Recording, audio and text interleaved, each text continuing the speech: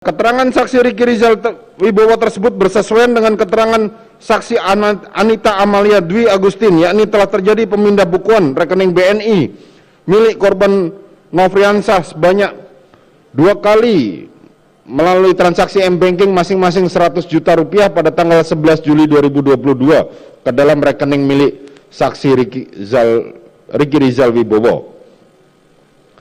Bahwa pengertian di bawah dalam pasal 24 ayat 3 huruf F Undang-Undang nomor 12 tahun 2022 tersebut menurut majelis hakim dikaitkan dengan relasi kuasa, maka korban kekerasan seksual akan bergantung secara ekonomi pada pelaku, di mana pelaku akan memberikan sejumlah uang kepada korban agar korban tidak melaporkan tindak pidana yang dialaminya, sehingga hasil pemeriksaan rekening bank menjadi salah satu alat bukti surat di dalam pembuktian tindak pidana pelecehan seksual atau kekerasan seksual. Bahwa hasil pemeriksaan rekening bank milik almarhum Nofriansah Yosua Huta Barat diketahui uang yang berada di dalam rekening tersebut adalah milik Putri Chandrawati, sehingga sangatlah tidak masuk akal apabila almarhum Nofriansah Yosua Huta Barat didalilkan sebagai pelaku kekerasan seksual terhadap Putri Chandrawati, karena faktanya almarhum Nofriansah Yosua Huta Barat yang bergantung secara ekonomi kepada Putri Chandrawati. Dengan menggunakan logika sebagaimana dalam pembuktian tindak pidana kekerasan seksual tersebut, sangatlah tidak masuk akal jika korban Nofriansah Yosua Huta Barat melakukan kekerasan seksual kepada Putri Chandrawati. Bahwa selanjutnya di dalam ketentuan pasal 24 ayat 3 huruf A Undang-Undang nomor 12 tahun 2022 tersebut menyebutkan termasuk alat bukti surat, yaitu surat keterangan psikologi klinis dan atau psikiater atau dokter spesialis kedokteran jiwa. Di dalam perkara akuo telah dihadirkan di persidangan hasil pemeriksaan psikologi forensik nomor 056-HPPF-Apsifor-9 bahwa terhadap bukti surat tersebut majelis hakim menilai terlalu subjektif dan sangat berpihak kepada para terdakwa di dalam perkara akuo, dan seolah-olah kekerasan seksual merupakan tindakan pembenaran atas perbuatan yang dilakukan oleh para terdakwa terhadap almarhum Nofriansah Yosua Huta Barat. Sementara tindak pidana kekerasan seksual itu sendiri tidak mempunyai bukti fisik yang nyata seperti rekam medis. Tindakan pembenaran ini nampak dari rekomendasi yang dikeluarkan oleh hasil pemeriksaan psikologi forensik yang pada pokoknya memberikan rekomendasi kondisi psikologis terhadap para terdakwa.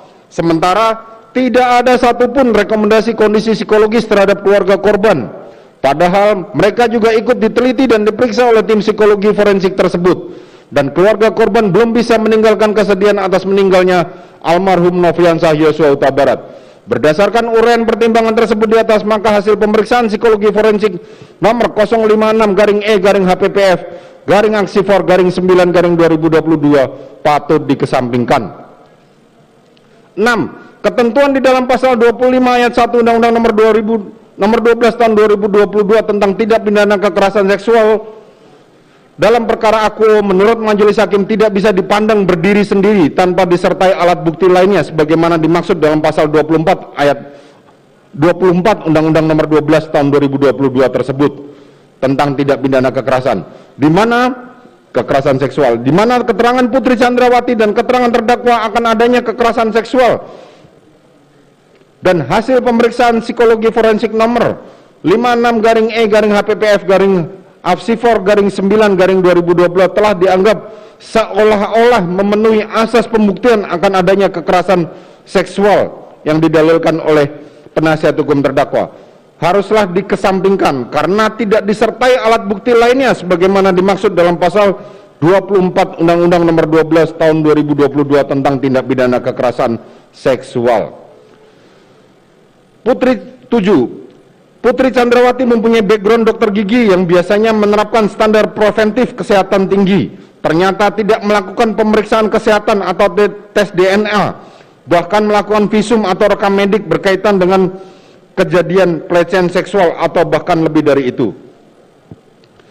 Menimbang 8. Bahwa berdasarkan keterangan saksi Ridwan Soplanit dan saksi AKP Samuel di persidangan yang menyatakan bahwa ada laporan tindak pidana tentang dugaan pelecehan atau kekerasan seksual yang dilakukan oleh almarhum Nofriansah Yosua Huta Barat terhadap Putri Chandrawati yang ditangani oleh unit PPA Polres Jakarta Selatan.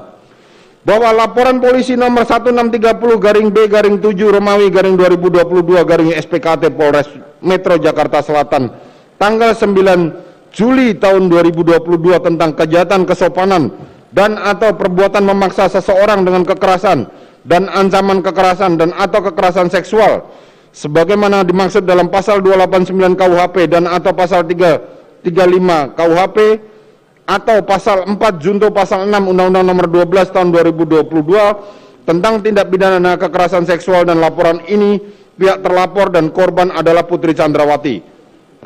Terlapornya adalah Brigadir Nofriansah Yosua Huta Barat, serta laporan kedua tentang dugaan percobaan pembunuhan sebagaimana dalam pasal 338 junto pasal 53 dengan pelapor Bribtu Martin Gabe, korban Barada Richard Eliezer atau Barada E, dan terlapor adalah Brigadir J.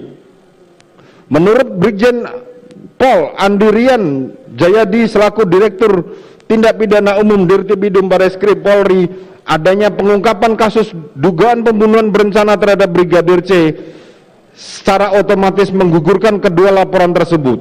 Andi juga menyebutkan kedua laporan tersebut masuk dalam kategori sebagai upaya untuk menghalang-halangi penyidik dugaan pembunuhan berencana Brigadir J, dan dengan sendirinya kedua laporan tersebut dinyatakan gugur.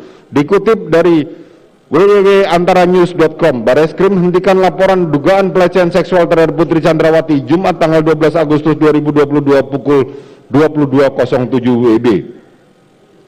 9. Keterangan saksi Sugeng Putut Wicaksono yang sudah disumpah dan dibacakan di persidangan menerangkan pada intinya terdakwa mengatakan kejadian yang terjadi di Magelang merupakan trigger atau pemicu.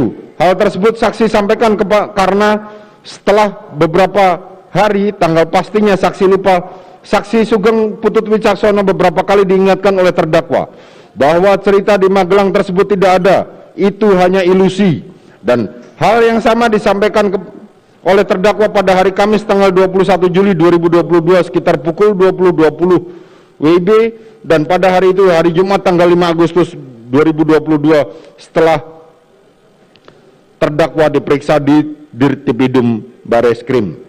Terima kasih sudah nonton. Jangan lupa like, subscribe, dan share ya.